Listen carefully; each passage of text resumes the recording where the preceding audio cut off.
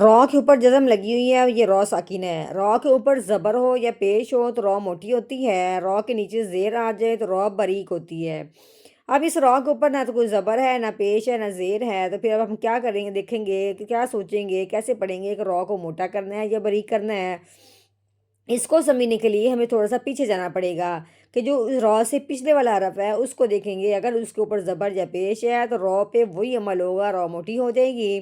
اگر پیچھے را کے نیچے، پچھلے حرف کے نیچے زیر آ گئی ہے پچھلے حرف کے نیچے، تو پھر را کو ہم باریک کریں گے۔ ٹھیک ہے، وہی بات جو را کے اوپر نیچے والی بات تھی وہی اب ہم پیچھے دیکھیں گے۔ پیچھے وہی زبر پیش ہے تو را موٹی ہے، پیچھے وہی زیر ہے تو را باریک ہے۔ تو کیسے پڑھیں گے اب ہم؟ را کے پچھلا حرف تا ہے، تا کے اوپر زبر لگی ہوئی ہے، اب ہم نے تا کو موٹا کرنا ہے۔ کیسے؟ تارو زبر تارو، لا تارو، کیسے پڑھنا ہے؟ لا تارو،